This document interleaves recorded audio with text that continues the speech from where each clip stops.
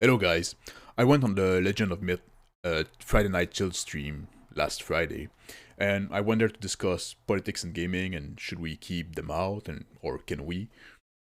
And I think it was an interesting conversation. If you haven't seen it, the link is in the description box below here. The politics conversation started around 2.5 hour in, but that is not what I'm here to talk about today. What I want to talk about here now is more related to the first topic that we discussed on the show. We were going to this an article about 10 role-playing games that are terrible and that you should avoid like the plague. And many of the games listed weren't terrible at all, but the article was. And with the example of bad games that were given and the alternatives provided, some things became really clear about the author. He had a specific type of game he likes, which are very rule lights with no prep required, and maybe where the GM is just another player, and the author is probably more into a board game than role-playing game, really. But what I wanted to talk more about today is what make a game good or bad. First, I want to say that contrary to what the author of the article we discussed was thinking, I don't think that the crunchiness make a game bad. The authors seem to think that having more than 3 rules made a game unplayable, but I think you can have crunchy games that are good games, just like you can have rule lights games that are good. The thing is you have to know what you're getting into, and you have to manage your expectation, and you have to get in with the right mindset and with the right group of player. So yeah, if you take people who are really into character builds and tactical combat, and you have them play something that is very rulings over rules and it's all theater of the mind with combat being very and wavy, they're not gonna have a good time.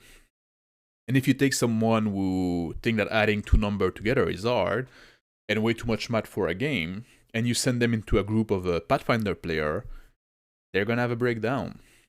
For me, I can enjoy both. I can have fun with a rule light game, as I can with a crunchy game, but I will engage with them in a different way, with a different mindset, and they hit a different spot. It's like something. Sometimes you feel like eating ice cream, and sometimes you feel like eating chips. And some people will only like one of those treats, but telling someone that you shouldn't that you shouldn't be eating chips and to try ice cream instead, that was what the author was kind of doing, and it's silly. For me, I only eat like cheese and beans. I'm on a cheese and beans only diet. But anyway, crunchiness is not what makes a game good or bad. It can make it to your liking or not, but that becomes a matter of taste. So if it's just a matter of taste, then are there no games that are inherently bad? No, I believe that there are games that are just plain bad. And before getting into that, I want to get something out of the way. Something that I do not consider making a game bad is bad writing slash bad rules explanation. That can make for a bad book, but the game could still be good if we can decipher the bad writing and figure out what the game is. The same is true for bad art or bad layout. It's not great for a game, and many games died because of bad presentation, but I won't count that as a bad game per se. So now that this is out of the way, what will make a game inherently bad? Being on the extremes of the crunchiness scale. Wait, what? Did I just say that crunchiness doesn't necessarily make a game bad? And yes, a game can be more or less crunchy, but if crunchiness is on a spectrum, you probably want to avoid the two extreme ends. If the game becomes too crunchy, it becomes unwieldy, and if it's too smooth or soggy, you don't really have a game anymore. So try to avoid the extreme. The next thing that is likely to make a game suck is being straight in the middle of the crunchiness spectrum. What a twist. So yeah, I think you have to avoid the far extreme of the crunchiness scale, but you should also pick a side. If you try to be straight in the middle and appeal to both players who prefer rules light and players who want more crunchy game, you'll probably miss both. So that may make things seem a bit messy, but just avoid the extreme and avoid the dead center and you'll be fine. It still leaves a lot of room to play around, and also where the dead center is, I cannot tell. Ironically, maybe D&D 5e is trying to do that, and you'll say, wait, you said that would make a game suck. And it doesn't mean that the game won't be popular, because those are different things. A game being good and a game being popular, or a game being bad and not finding its audience. What I'm talking about here is what is good game design. And D&D can probably get away with it because they have so much name recognition and they are the ones setting the tune. And I'm sure that most people playing 5e will also rule it a bit to nudge it one way or the other. They're gonna let go some of the rules, making it more rule light, or add some more optional rules and stuff like that to make it more crunchy. And even with the most recent supplement that WotC's putting out, they are pushing it more toward one side, more toward the soggy side. And also what I'm listing here are not hard and fast rules, they're more like general guidance. But if you design a game, don't try to out 5e 5e. The next thing to keep in mind when designing a game is to keep the mechanics homogenized. If you have multiple subsystems that are similar but slightly different, you'll just confuse your player. So either make those subsystems the same or make them different enough that they cannot be mistaken for one another. But if you can make them the same, that is something to strongly consider. An example I can give is with the Burning Wheel. They have a subsystem for combat where you script 3 maneuver per round, which are stuff like making a parry, a feint, a riposte, and attack. And the 3 maneuver from the 2 characters facing each other interact with one another in a different way. And you have a subsystem for social encounter where you script 3 maneuver per round, which are stuff like making an argument, making an ad hominem, trying to entertain the crowd. I don't remember exactly which they are. But the maneuver for the social encounter and those for combat don't really match. So it's 2 systems that are very close to one another but are not the same. And it makes things needlessly confusing.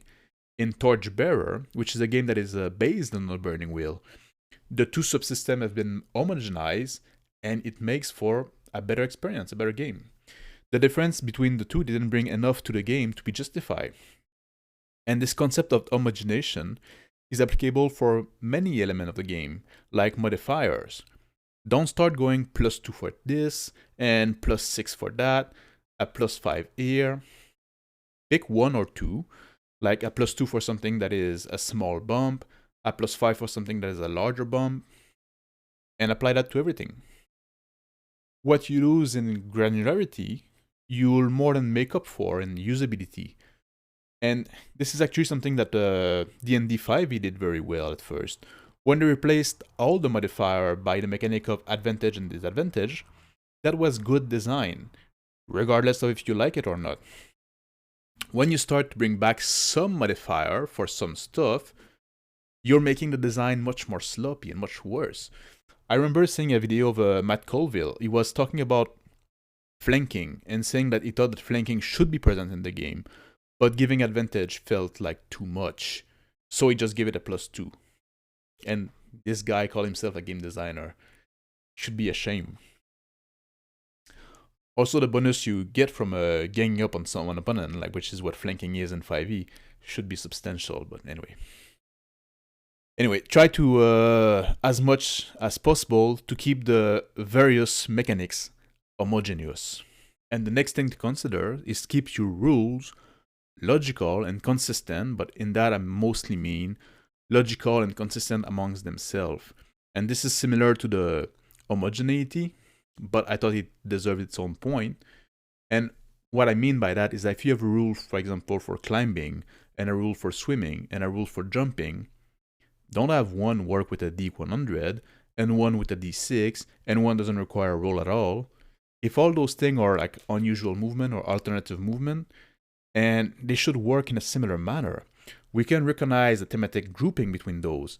And when we play RPG, we oftentimes want to avoid having to look in the book all the time during a play session, which I think is good attitude to have.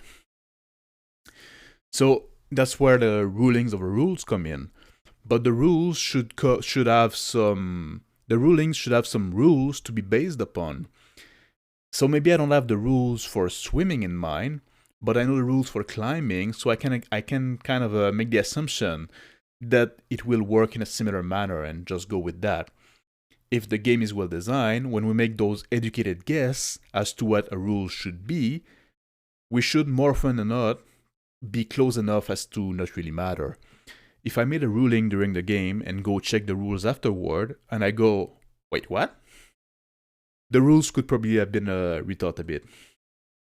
Rules should also make sense in themselves. There is a game I read that you probably never heard of, where to make an attack, to know if you hit, you had to roll under your attack skill. So what's wrong with that? It's because you had to roll under your attack skill, and that's it. There was no consideration whatsoever of who or what you were attacking. So by the rule as written, shooting a fly was just as hard as shooting a barn. And of course the GM could intervene and add modifier on the fly, no pun intended. But then you're basically asking me to design the game for you. When I confronted the designer about it, he got a bit pissy about it and he said, oh, the game is intended to be rule light. But that's, in my opinion, it's no longer rule light. That's rule incomplete. There was also many other issues with the game and the writing of the book, so I suspect that it hadn't been playtested much, if at all. Anyway, a final thing I would say is that rules for an RPG should be simple enough as to not need a computer to resolve them. And this is something that will vary from person to person. Some people are much more limited, but there's clearly a limit that can be passed. So that's it, guy. Those are the things I look for when I evaluate a game as to decide if the game is actually bad or just not for me. I think that if you ever want to design a game, and let's be honest, every other GM out there got his Heartbreaker is working on, but those are things you should keep in mind. I hope you found this video interesting, and let me know down below what criteria you use to when you evaluate a game. Or what makes you think, oh man, this game is objectively bad. Do you think I'm wrong on some of the points I listed here? Tell me in the insult section down below. Also, I had a giveaway to celebrate passing 300 subscribers. I made a video about it. The registration are now closed. I'll go live, I think, around 1800 EDT on Wednesday to actually make the draw and announce the winner. So I just want to wish good luck to all those who enter the contest. And for everybody who's still here, thank you for watching. Have a good day and take care.